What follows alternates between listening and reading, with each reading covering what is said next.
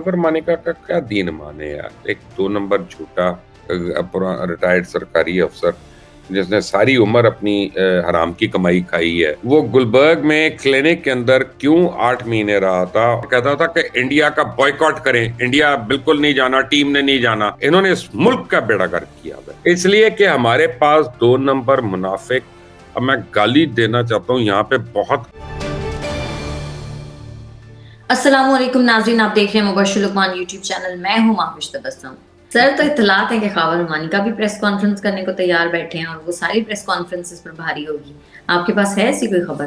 नहीं, लेकिन खबर मानिका का क्या दीन माने यार। एक 2 नंबर झूठा पूरा रिटायर्ड सरकारी अफसर जिसने सारी उम्र अपनी हराम की कमाई खाई है, जिसने अपने घर की औरतों को इस्तेमाल किया है कमाई करने के लिए, नौजुबिल्लाह। मैं उसके मतलब क्या बातें करूं? वो कोई इंसान है? वो कोई बंदा है? वो कुछ कहता है या नहीं कहता, मुझे उसके करतूत का पता है। मेरे सामने वो रोज़े रोशन की तरह अयां है, मुझे कुछ बोलने की जरूरत ही नहीं। खबर मानिका वो तो हम स्कूल के दिनों से उसके उसके मुतल्लिक जानते हैं और उसके करतूतों को जानते हैं यार, अपना एचएसएन से। अब मानिका ब्रदरान मेरे क्लास फेलोज भी थे, मेरे जूनियर्स भी थे, मेरे से कुछ सीनियर भी थे। अच्छा। तो मैं जिस जो इसका घर था खबर का, मैं तो एज ए यंग बॉय मैं वहां पे जाता रहा हूँ। अब मैं इसको क्या क्या याद कराऊंगा। इनकी हरकतें जो हैं, ये जो इतने पाक पतन के ठेकेदार बने हुए हैं, अल्लाह माफ करे। तो लोग ऐसे ही लोगों को देखते हैं तो फिर मजहब से भी उनको मुतनफिर हो जाते हैं कि यार ये लोग थे ना जो मजहब का इतना नाम लेते थे और इस तरह से नाम लेवाते। ये करतूत है इनके, लेकिन बोलते जो मर्जी बोलना है। तो बताए ना जरा, बुशरा बेगम के मुतल्लिक बताए ना, या अपनी पिंकी जानी के मुतल्लिक बताए ना कि उसके क्या करतूत थे। फिर मैं मानूंगा कि हाँ, वादा माफ गवाह बना है। और बताए ना कि अपनी बेटी की फ्रेंड से उसने क्या कह के शादी की थी, वो कौन सी मजबूरी थी, वो भी क्या एस्टेब्लिशमेंट ने करवाई थी। तो फिर काफी चीजों को पता चलेगा फिर। और सर, ये भी आज बताए कि उसका छोटा बेटा जो है, वो गुलबर्ग में क्लिनिक के अंदर क्यों 8 महीने रहा था और किस इल्जाम की वजह से उसको वहां पे जबरदस्ती बंद करवाया था इन्होंने। क्लिनिक में। जी जी जी जी जी। सर, आज आर्मी चीफ ने सूबाई एपिक्स कमेटी के इजलास में शिरकत की और यकीन दहानी कराई कि मईशत को नुकसान पहुंचाने वाले इकदाम के खिलाफ एक्शन जारी रहेगा। सर, आपके ख्याल में इन हालात में मईशत ज्यादा देर तक दुरुस्त सम्त में रह सकती है? देखिए, मैं तो ऑप्टिमिस्ट हूँ, मैं हमेशा अच्छी बात करता हूँ और मैं अच्छी बात बिलीव करता हूँ। लेकिन मैं एक बात बताऊं कि जो लोग अभी नहीं समझ रहे कि अभी थोड़ा अर्सा पहले आर्मी चीफ ने पंजाब में ये मीटिंग की थी वजीर आला पंजाब के साथ, आज वो वजीर आला सिंध के साथ कर रहे हैं। काकड़ साहब कहाँ हैं? वजीर आजम साहब जो हैं वो नजर नहीं आ रहे, चेयरमैन एफबीआई नजर नहीं आ रहे, मिनिस्टर ऑफ इंडस्ट्रीज नहीं नजर आ रहे, मिनिस्टर ऑफ कॉमर्स नहीं नजर आ रहे।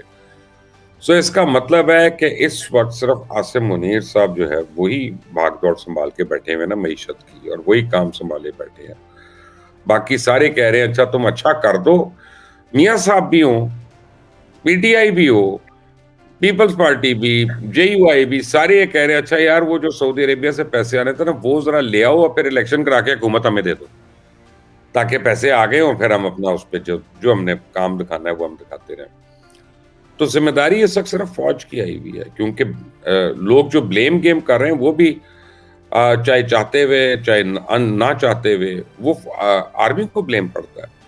वो इमरान खान का आना हो वो एस्टेब्लिशमेंट को नुकसान, यानी उसका ब्लेम। इमरान खान का रहना हो वो एस्टेब्लिशमेंट का ब्लेम, इमरान खान का जाना हो वो एस्टेब्लिशमेंट का ब्लेम, शहबाज शरीफ का आना हो एस्टेब्लिशमेंट का ब्लेम, उनका जाना हो एस्टेब्लिशमेंट का ब्लेम, इंटरिम का आना हो एस्टेब्लिशमेंट का ब्लेम, इंटरिम के बाद जो मर्जी आ जाएगी वो भी एस्टेब्लिशमेंट को ब्लेम पड़ना। तो ठीक है, अब उन्होंने खुद ही देखभाल करनी है ना, क्योंकि बाकी सारे तो सब ब्लेम गेम में पड़े हुए, काम तो कोई कर नहीं रहा इस मुल्क में। तो ठीक है, अब मेरा तो ख्याल है कि हमें इस वक्त आसिम मुनीर साहब का हाथ बटाना चाहिए। And it is saying that we should agree with them and we should pray कि अल्लाह ताला उनके इरादों में बरकत भी डाल दे। Why not. सही।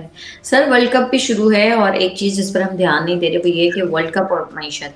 तो क्रिकेट वर्ल्ड कप की मेजबानी से भारत को 22,000 करोड़ रुपए की आमदन मुतवक्के है। सर, हम कब इस काबिल होंगे कि इस तरह के इवेंट्स ऑर्गेनाइज कर सकें? इसलिए कि हमारे पास 2 नंबर मुनाफिक। अब मैं गाली देना चाहता हूँ यहाँ पे बहुत गंदी वाली। लेकिन आप मेरे एक्सप्रेशन से समझ जाएं कि मैंने किसको गाली देनी है। लेकिन मैं नाम तो ले देता हूं, मैं गाली का नहीं बताऊंगा। वो रमीज राजा को देखे, वो अभी कल तक जब चेयरमैन था क्रिकेट बोर्ड का तो कहता था कि इंडिया का बॉयकॉट करें, इंडिया बिल्कुल नहीं जाना, टीम ने नहीं जाना, ऐसी की तैसी हम वर्ल्ड कप खेलें या ना खेलें, इनको सबक सिखाएं। और सबसे पहला जो है ये खुद पहुंच गया वहां पे और 10 स्पोर्ट्स के ऊपर बैठा पैसे ले रहा है, इंडिया के अंदर बैठ के गिट गिट गिट कर करके बातें कर रहा है। यू सी, ऐसे मुनाफिकीन जो है ना, इन्होंने इस मुल्क का बेड़ा गर्क किया हुआ है। पाकिस्तान ओलंपिक एसोसिएशन जो है उसके ऊपर जो जनरल साहब बैठे हैं, वो पिछले 24 साल से जनरल साहब बैठे हैं, ना वो रिटायर होते हैं, ना वो फौत होते हैं, ना वो बीमार होते हैं, ना कुछ होता है। वो आधा वक्त मुल्क से भी बाहर रहते हैं, उनको कोई पूछने वाला नहीं है। और पाकिस्तान की वो मुझे किसी ने कहा, मैंने किसी को पूछा, वो स्विमिंग टीम गई थी एशियन गेम्स में। अभी एशियन गेम्स में पाकिस्तान ने जो परफॉर्मेंस दी है वो 0/0 नहीं है, वो 0/000 है पूरी एशियन गेम्स में। अभी अभी यानी आज खत्म हो रही है वो, या कल खत्म हो चाइना में। और मैंने उनसे पूछा कि वो स्विमिंग टीम का क्या हुआ, बड़े फैन फेयर। उनका शुक्र करें वो डूब ही नहीं गई स्विमिंग टीम वहां पे, वो यानी बच के आ गए, यही काफी है। तो यानी उसके बाद आप हॉकी फेडरेशन का हाल देख लें, आप चेस फेडरेशन का हाल देख लें, आप स्नूकर का हाल देख लें। फीफा आपने आपको बैन किया हुआ है फुटबॉल को, पिछले 3 साल से आपके सारे फंड उन्होंने बंद किए हुए क्योंकि आपकी लड़ाइयां ही नहीं खत्म होती यहाँ पे। किसी फेडरेशन में कोई एका है कि यहाँ पे कुछ करें? एक हमें यानी मैं शो नहीं मारा, लेकिन पाकिस्तान ब्रिज फेडरेशन थी, उसने बेड़ा उठाया ब्रिज फेडरेशन ने कि जी हम 6 महीने में एशियन गेम्स यहाँ पे करवाएंगे। और अल्हम्दुलिल्लाह 6 महीने में हमने करवाई यहाँ पे एशियन गेम्स। मई के महीने में लाहौर में ही हुई। इमरान खान भी अरेस्ट हुआ, आगे भी लगी, लेकिन किसी टीम ने बॉयकॉट नहीं किया, सारे रुके यहाँ पे, सारों ने खेला, वो कल्मिनेट हुए टूर्नामेंट। उसके बाद यहाँ से मोरक्को गई टीम्स वर्ल्ड कप खेलने के लिए, क्योंकि ये आप समझें उसका एक किस्म का प्री क्वालिफायर था एशियन लेवल का। तो अमीन, अगर आप करना चाहें तो सब कुछ हो सकता है। आपको विल चाहिए और आपको नियत चाहिए और आपको एबिलिटी चाहिए। लेकिन अगर आप चोर हैं कि उधर के भी आपने पैसे खाने और इधर भी आपको चौतराहट करनी है और रमीज राजा की तरह, तो फिर आप कुछ भी नहीं कर सकेंगे। वो ज़का अशरफ साहब भी देखते हैं, इनसे नहीं है, डील ही नहीं होता इनसे कुछ भी। और वो नजम सेठी को बुरा सारे कहते हैं, सारे बुरा कहते हैं, क्योंकि नजम सेठी जो है वो एक सहाफ़ी भी है, तो उसके लिए आसान है उसको बुरा कहना। लेकिन नजम सेठी ने ही तो पीएसएल शुरू किया था।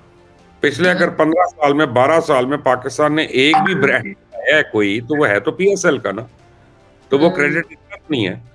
आप ज़का अशरफ का देख लें, रमीज राजा का देख लें, इससे पहले का देख लें, आप ये वो एहसान मानी का देख लें, ये पीएसएल का डायरेक्टर नहीं अपॉइंट कर सके अभी तक, डायरेक्टर, ठीक है ना, वो पीसीबी का चेयरमैन ही बाय डिफॉल्ट है वहां का डायरेक्टर। तो यानी इन्होंने पीएसएल कराना, ये ठेका लेना चाहते हैं, ये इनकी कैपेसिटी नहीं है महावेश। कह रहे हैं सर आप, मैं एग्री करती हूँ आपसे। ठीक है मुबश्शिर साहब, आप कराची में आप एंजॉय करें। आप दुआ करें कि कुछ लोग जो महादार एक्सटेंशनों पे चल रहे हैं ना, जब मैं कहा 22 साल अपना ओलंपिक, अल्लाह उनकी तरफ से तो हमें खबर दे यार कि खुद ही हमको रिप्लेसमेंट फिर हमें करनी पड़ेगी। अब और मैं क्या कह सकता हूँ सर, इस पर मैं क्या कहूँ आपको। नहीं, मैं ये दुआ कर सकती हूँ कि अल्लाह उनको अकल दे कि वो रिटायर हो जाए। नहीं होंगे, अकल ही तो है ना कि वो पैसा खाना है भाई। आप देखें कि ओलंपिक्स के लिए पाकिस्तान के डिफरेंट फेडरेशंस के लिए जो पैसा जाता है, वो जाता कहाँ पे है, लगता किस चीज पे? पता नहीं सर। आप पाकिस्तान स्पोर्ट्स बोर्ड जो है वो किधर किधर पैसे लगा रहा है उसे। क्या आपको पता है कि हॉकी स्टेडियम जो है लाहौर का, वो भी पीएचएफ की मिल्कियत नहीं है, वो स्पोर्ट्स बोर्ड की मिल्कियत है। तो पीएचएफ ने क्या करना परफॉर्म यार, हॉकी फेडरेशन मुझे बताएं क्या वो परफॉर्म कर सकते हैं जिनका ग्राउंड तक नहीं है, वो क्या करेंगे? सर मुझे ये समझ नहीं आती, इतना पैसा लेकर उन्होंने जाना कहाँ है? कब्र की तो जेब भी नहीं होती। नहीं, वो कफन की जेब नहीं होती, लेकिन हवस की भी तो नहीं होती ना। वो हमारे दोस्त है, अल्लाह उनके दर्जात बुलंद करे, अमजद इस्लाम अमजद साहब, उन्होंने वारिस में भी एक ड्रामा जो था ना, उसमें एक जुमला लिखा था, और मुझे वो वैसे लास्ट टाइम मेरे घर पे थे तो फौत होने से कुछ दिन पहले, तो वो मुझे कह रहे थे कि मुबशिर, ये जो पैसा होता है ना, ये चलगोजे की तरह होता है, बंदा खाता रहे, ना दिल भरता है, ना पेट भरता है, ना नीयत भरती है। ये तो है, हवस है उस तरह की। ऐसा ही है।